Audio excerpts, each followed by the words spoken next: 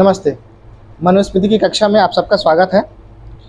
तो पिछली कक्षा में हम लोगों ने क्या देखा था कि दान धर्म क्या है और हमें धर्मानुसार ही आचरण वगैरह करने चाहिए। अब हम लोग देखते हैं कि व्यक्ति की संगति किस तरह की होनी चाहिए। उत्तमेरुत्तम नित्यम संबंधाना चरेत्सह निनीशुः कुलमुत्कर्ष मानमध्यन धामन स्तजेत। जो मनुष्य अपने सहित संपूर्ण कुल का उत्थान चाहता है वह सदैव श्रेष्ठ लोगों के साथ ही संबंध एवं संगति रखे और गुण आचरण की दृष्टि से निकृष्टों की संगति छोड़ दे। ठीक है, तो यहाँ पे क्या बोल रहा है कि अगर आप अपना कल्याण चाहते हैं, है ना, अपने परिवार का कल्याण चाहते हैं, तो आपकी संगति भी वैसी ही होनी चाहिए। ठीक है। अच्छा, यहाँ पे श्रेष्ठ का मतलब कोई एकदम धनवान है ऐसा नहीं, जिसके गुण आचरण अच्छे हैं उनकी बात हो रही है। ठीक है, जिनका व्यवहार संस्कार अच्छा है, ऐसे लोगों की बात हो रही है श्रेष्ठ लोगों के रूप में। तो ऐसे लोगों की संगति रखना सही है लोगों के लिए, है ना, व्यक्ति के लिए। और जो निकृष्ट हैं, जो केवल जैसे आज के डेट में अगर हम लेके चलें, जो केवल नॉनवेज खाने में, अल्कोहल में पीने में, पैसों को बर्बाद करने में, है ना, और गलत कामों को करने में लिप्त है, ऐसे लोगों की संगति ऑब्वियसली आपके लिए सही नहीं है। ठीक है, लेकिन जो देश के लिए काम कर रहे हैं, समाज के लिए काम कर रहे हैं, अपने फैमिली के लिए अच्छा काम कर रहे हैं, अपना इम्प्रूवमेंट के लिए काम कर रहे हैं, ऐसे लोगों की संगति आपके लिए अच्छी है। ठीक है, जैसे क्या होता है कि हमारी संगति हमको डिफाइन करती है कि हम क्या बनेंगे। जैसे बोलते हैं ना कि अगर आपके 4 फ्रेंड अगर बिजनेसमैन हैं तो 5वां बिजनेसमैन आप बनोगे। ठीक है, तो हमारी संगति डिफाइन करती है कि हम क्या होंगे। ठीक है, जैसे एक दुआ है ना कि कदली सी भुजंग मुख स्वाति एक गुण 3 जैसी संगति बैठिए वह तैसोई फल दीन। ठीक है, कि जो स्वाति नक्षत्र की जो बूंद गिरती है वो केले के फूल में, है ना, सीपी में या किसी नाक के ऊपर गिरता है, वो बूंद तो एक ही है, लेकिन वो जिसकी संगति में बैठता है वो उस तरह का गुण धारण करता है। ठीक है, अब आगे देखते हैं। उत्तमान गच्छन हीनाहिनंश्च वर्जयेन ब्राह्मणा श्रेष्ठता मेति प्रत्यवायेन शूद्रताम। ब्राह्मण क्षत्रिय वैश्य द्विज श्रेष्ठ लोगों के साथ संबंध और संगति करते हुए तथा गुणहीनों की संगति छोड़कर अधिक श्रेष्ठता को प्राप्त करता है, और इसके विपरीत आचरण करने पर अर्थात गुणहीनों से संबंध रखकर शूद्रत्व को प्राप्त करता है, अर्थात गुण शून्य होकर शूद्र बन जाता है। ठीक है, आप जिस तरह की संगति रखोगे उस तरह का आपका व्यवहार, आपका आचरण बनता जाएगा। ठीक है, अगर आप अच्छे लोगों के साथ संगति में, जैसे क्या होता है कि अगर आप मान लो ड्रिंक नहीं करते, अल्कोहल कंज्यूम नहीं करते, किसी तरह का नशा नहीं करते, लेकिन अगर आपकी संगति ऐसी हो गई है जिसमें सभी नशा करते हैं, तो ये श्योर है कि आप अल्टीमेटली किसी ना किसी दिन आप भी नशे के चपेट में पड़ जाओगे। ठीक है, तो ये क्या है कि गलत संगति में गलत आदतों को अपना लेना, यही है क्या, शूद्रत्व। ठीक है, लेकिन अगर आपके सारे फ्रेंड्स अच्छे व्यापार में है ना, समाज में प्रतिष्ठित लोग हैं, है ना, उनके ज्ञान का भंडार बहुत ज़्यादा है, तो ऑब्वियसली उनकी संगति में बैठ के आपका भी ज्ञान का भंडार धीरे धीरे बढ़ने लगेगा, है ना, व्यापार के लिए आपका भी मार्ग खुलेगा। ठीक है, और आपका भी आचरण धीरे धीरे सुधरता जाएगा। ठीक है, अब आगे देखते हैं कि अच्छी संगति करने से हमको बेनिफिट क्या है ना, जिसको हम लोग सत्संग बोलते हैं, अच्छे लोगों की संगति, उससे बेनिफिट क्या है। दृढ़कारी मृदुदान्तः क्रूराचार्यर संवसन अहिंस्त्रो दमदानाभ्यम जेत्सवर्गः तथाव्रतः। उत्तमों की संगति करने तथा गुणहीनों की संगति ना करने का व्रतधारी जो द्विज दृढ़ता से अपने कर्तव्य का पालन करता है और दयालु स्वभाव वाला है, जितेंद्रिय है, हिंसा ना करने वाला है या पर पीड़ा का जिसका स्वभाव नहीं है, वह क्रूर हिंसक आचरण वालों के साथ ना रहते हुए मन के संयम और विद्या आदि के दान से सुख पर अधिकार कर लेता है अथवा मोक्ष सुख को प्राप्त कर लेता है। ठीक है, आप अच्छी संगति का बेनिफिट सबसे ये है कि आप अगर धर्म आचरण कर रहे हो, धर्म अनुसार काम कर रहे हो, तो उसमें आपको ये सहयोग करता है। ठीक है, अगर आप धर्म अनुसार काम करना चाहते हो लेकिन आपकी संगति वैसी नहीं है, तो वो क्या करेगा, आपसे अधर्म करवा ही देगी।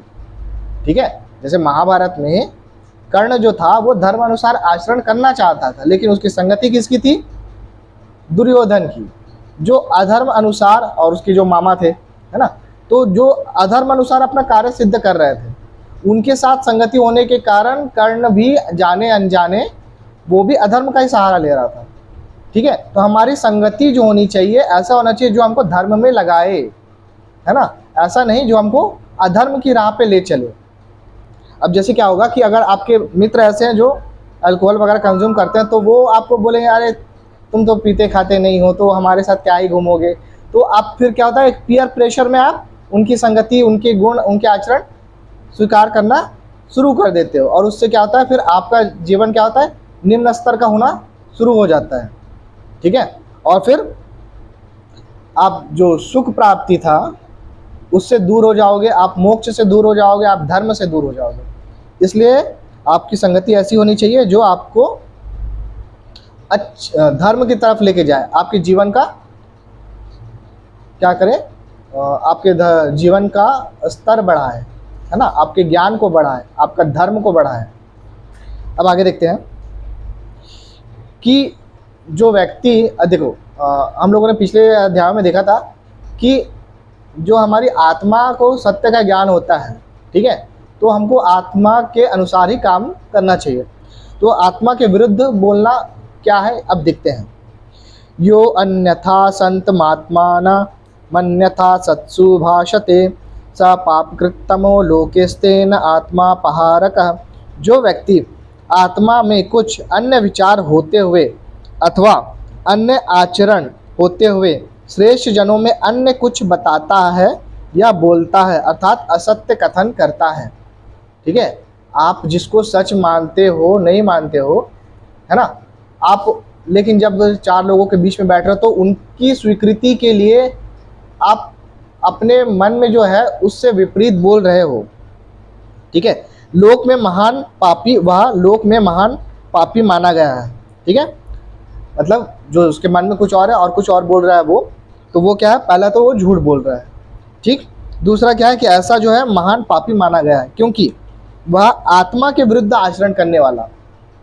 ठीक है, आप आसपास के लोगों से बच जाओगे, है ना, जो पुलिस कोर्ट कचहरी में भी आप झूठ बोल ही लोगे, लेकिन स्वयं से तो झूठ नहीं बोल सकते। लेकिन अगर आप अपने विचार, अपना जो आपका ज्ञान है उसके अनुसार जिसको सच मानते हो उस और उससे विपरीत कहीं पे कुछ बोल रहे हो, तो वो क्या है, असत्य कथन है, और ऐसा बोलने वाला पापी है। आत्मा के विचारों के विरुद्ध भाषण एवं आचरण आत्महत्या भी है और चोरी भी है। अब आगे देखते हैं। वाच्यर्था नियतः सर्ववांग मूला वागविनी श्रितः तास्तु यह स्तेन ये द्वांच सा सर्वस्त ये कृन्नरः। वाणी में ही सब अर्थ व्यवहार निश्चित है।